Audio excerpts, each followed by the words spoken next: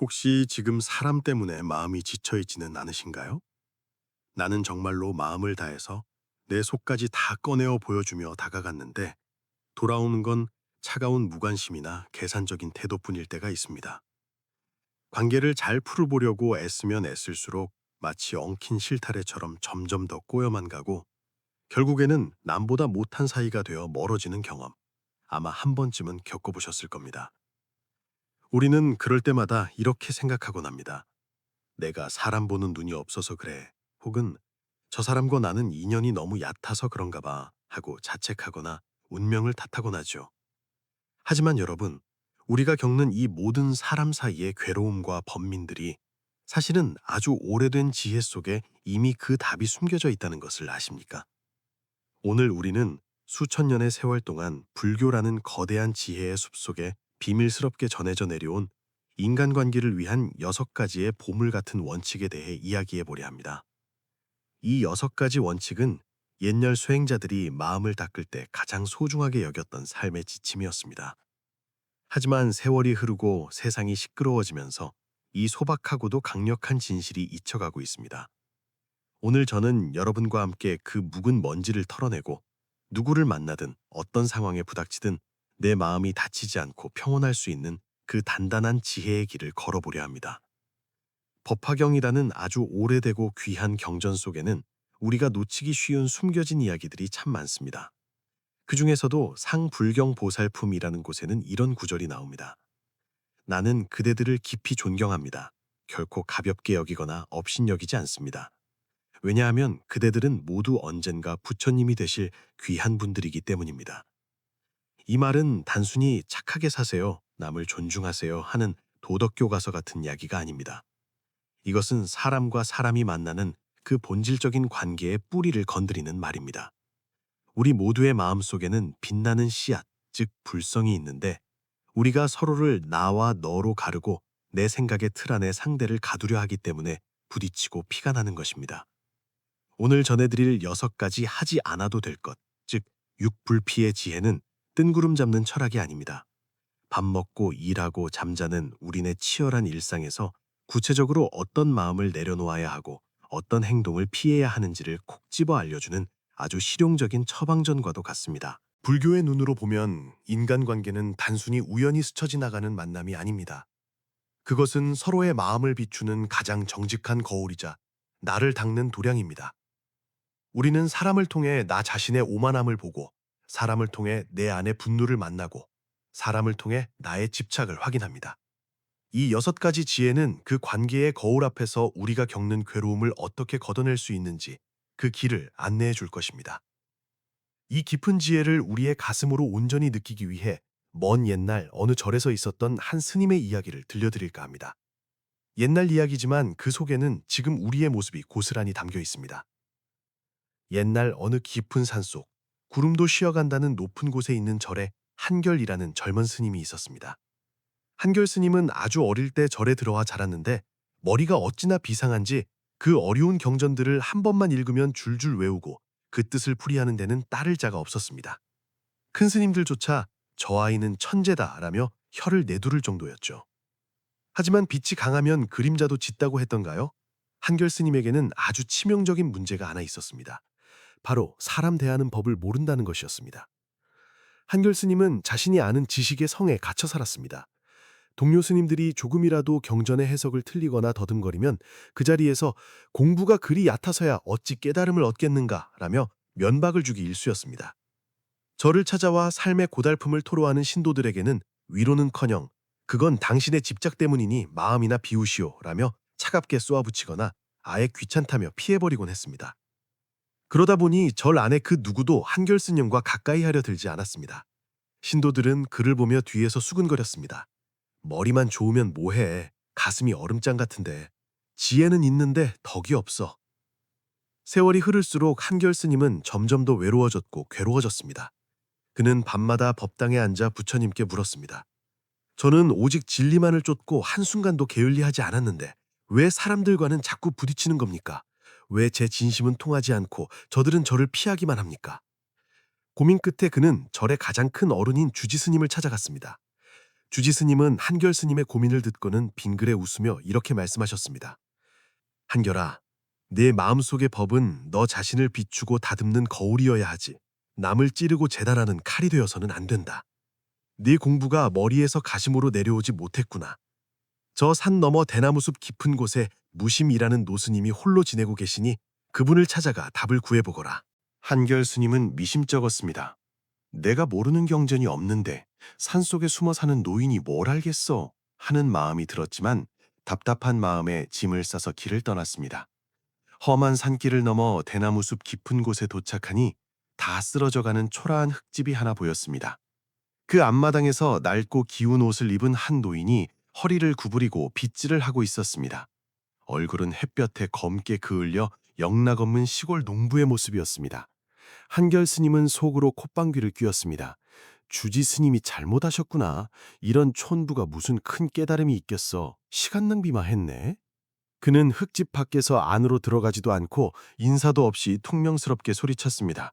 이보쇼, 당신이 무심 스님이요? 노인은 하던 빗질을 멈추고 아주 천천히 몸을 돌렸습니다. 무례한 말투에도 환한 기색 하나 없이 마치 잔잔한 호수 같은 눈으로 한결 스님을 바라보았습니다. 어떤 일로 오셨어, 손님? 한결 스님은 노인이 자신을 스님이라 부르지도 않고 손님이라 부르는 것에 더욱 기분이 상했습니다. 그래서 턱을 치켜들고 거만하게 말했습니다. 나는 저 건너편 큰 절에서 수행하는 사람이요. 당신에게 사람 대하는 지혜가 있다 하여 주지 스님의 말씀을 듣고 왔는데 꼴을 보니 내가 헛걸음한 것 같군. 지혜는커녕 밥이나 굶지 않으면 다행이겠소. 보통 사람 같으면 화를 낼 법도 한데 무심 스님은 그저 빙그레 웃으시며 빗자루를 내려놓았습니다. 그리고 마루로 올라오라 손짓하며 따뜻한 차 한 잔을 내어주었습니다. 김이 모락모락 나는 차를 앞에 두고 노 스님이 물었습니다. 스님은 그 어려운 경전은 줄줄 꿰면서 왜 정작 사람들과는 물과 기름처럼 섞이지 못하는지 그 이유를 아시오? 한결 스님은 찻잔을 만지작거리며 콩웃음을 쳤습니다.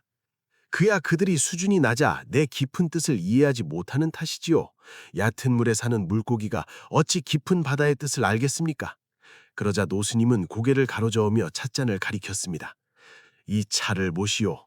물 온도가 너무 뜨거우면 차의 향을 느낄 새도 없이 입만 대게 합니다. 반대로 너무 차가우면 차가 우러나지 않지요.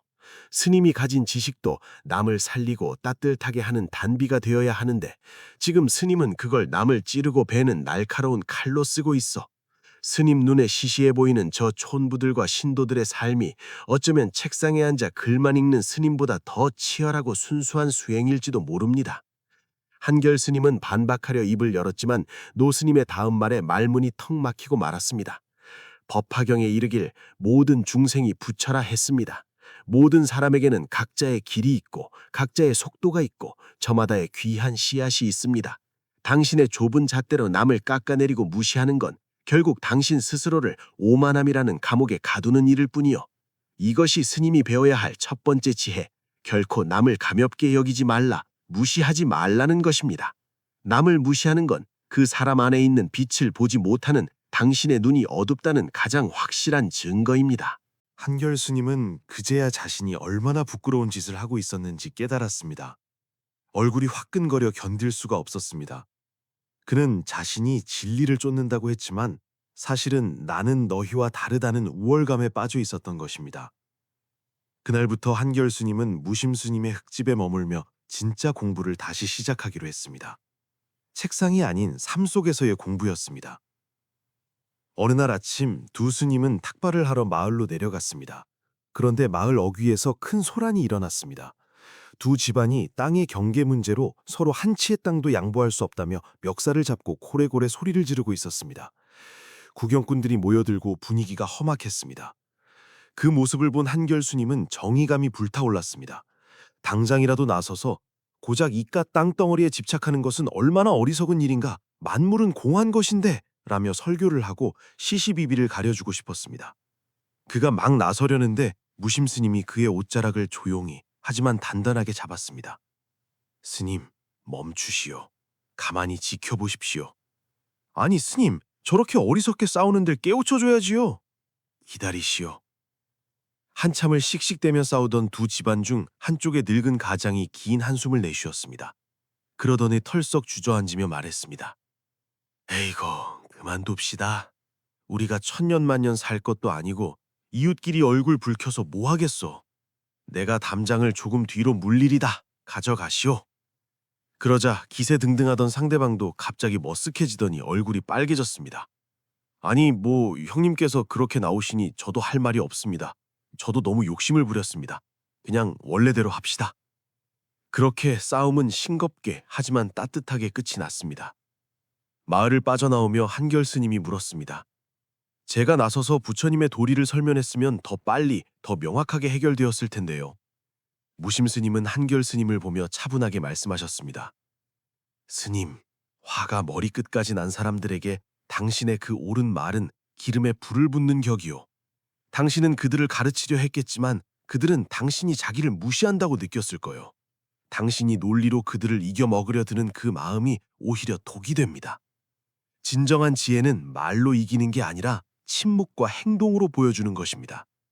저들이 스스로 깨닫고 물러설 때까지 기다려주는 것, 그것이 진짜 해결입니다. 이것이 두 번째, 말로 다투려 하지 말라, 논쟁하지 말라는 것입니다. 말은 서로의 마음을 잇기 위해 있는 것이지 남을 꺾어 누르기 위해 있는 칼이 아닙니다. 이기려 들수록 사람은 떠나갑니다. 시간이 흘러 가을이 깊어졌습니다. 한결스님의 마음도 조금씩 부드러워지고 있었습니다.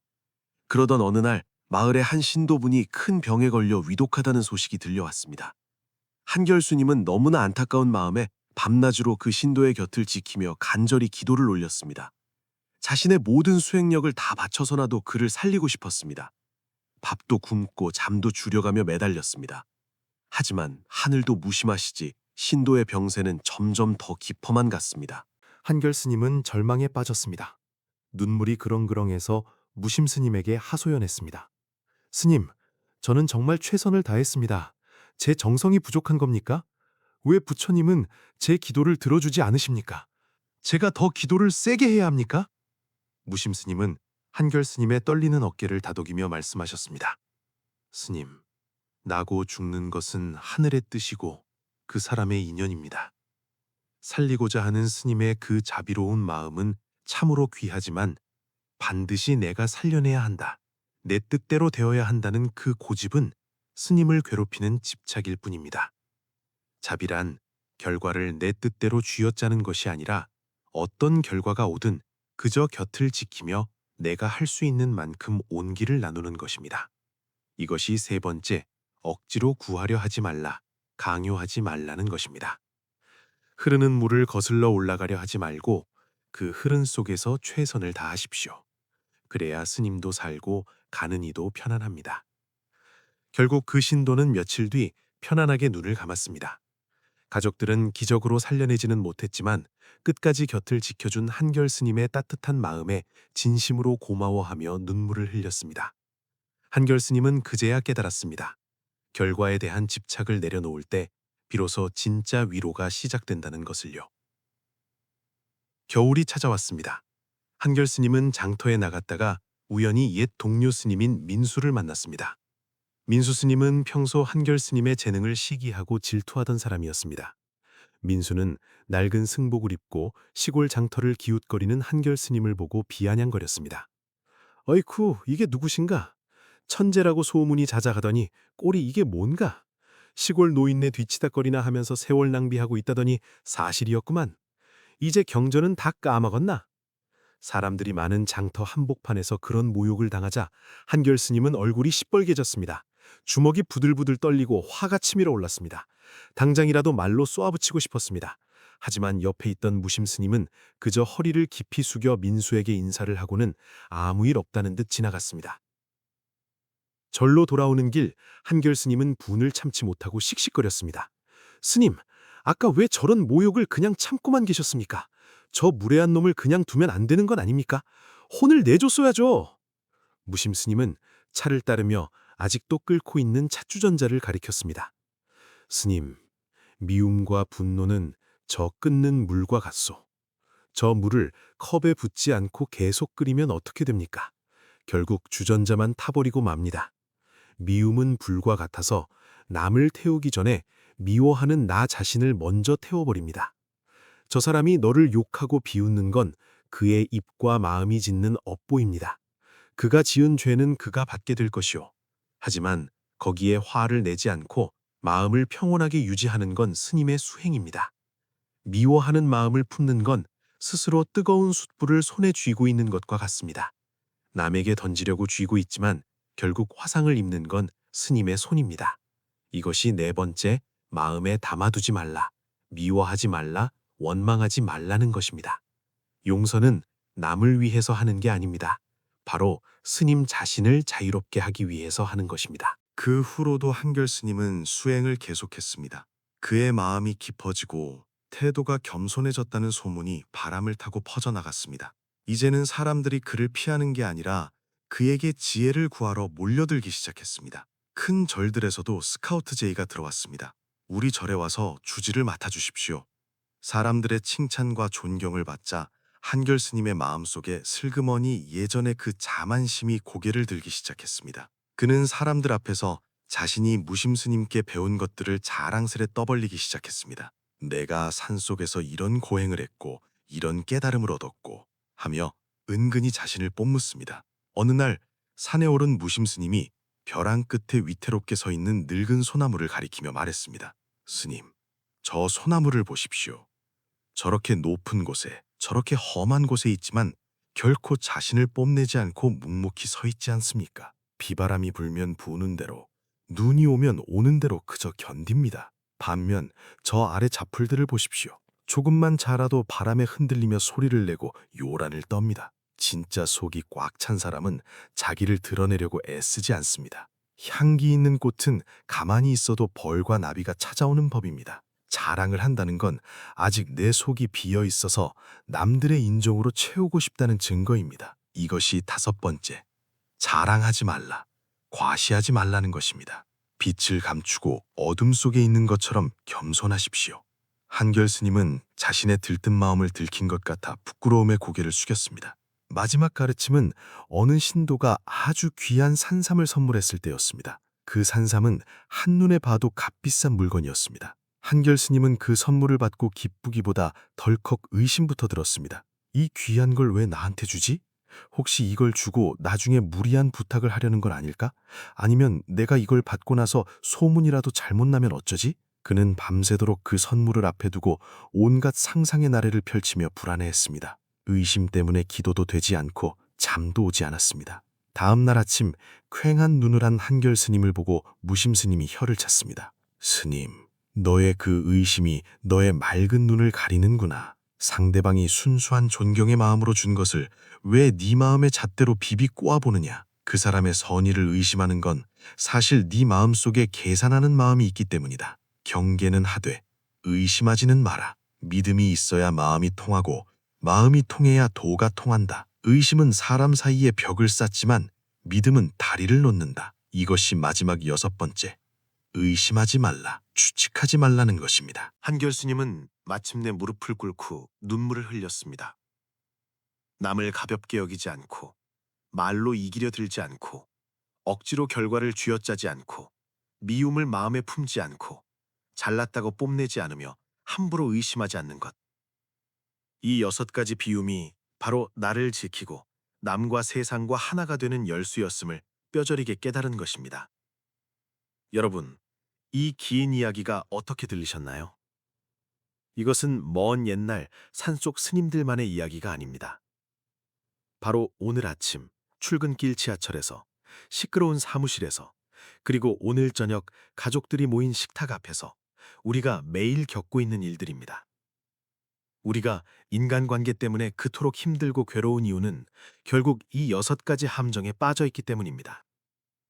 내 식대로 남을 판단하고 무시하며 가볍게 여김, 내 말이 맞다고 목에 핏대를 세우고 다툼, 내 뜻대로 상대가 바뀌길 바라며 강요하고 억지, 나에게 상처 준 말을 곱씹으며 미워하고 원망, 나 좀 알아달라고 소리치고 자랑, 저 사람의 속내는 뭘까 끊임없이 계산하기, 의심 때문입니다. 이제 이 지혜를 우리 삶으로 가져와 볼까요? 구체적으로 어떻게 해야 할까요? 첫째, 직장에서 혹은 식당에서 누군가를 만날 때 그 사람의 명함이나 겉모습만 보고 판단하지 마십시오. 그 사람 안에도 우주가 있고 부처의 씨앗이 있습니다. 청소하시는 분이든 택배기사님이든 내 부하 직원이든 마음으로 깊이 존중해 보세요. 내가 상대를 존중하면 그 기운이 돌고 돌아 결국 내가 존중받게 됩니다. 둘째, 배우자나 친구와 말다툼이 생길 때 끝까지 이기려 들지 말고 잠시 멈추십시오. 그래, 당신 말이 맞을 수도 있겠네 하고 한 발 물러서는 게 지는 게 아닙니다. 오히려 가정의 평화와 관계의 깊이를 얻는 진정한 승리입니다.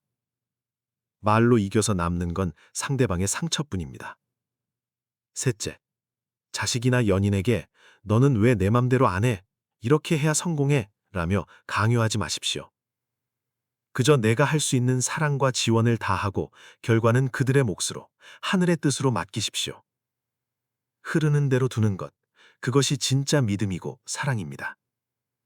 넷째, 누군가 나에게 상처를 줬다면 그 기억을 썩은 사과처럼 쓰레기 봉투에 담아 내다 버리십시오. 그 냄새나는 걸 왜 소중한 내 마음의 방에 품고 사십니까?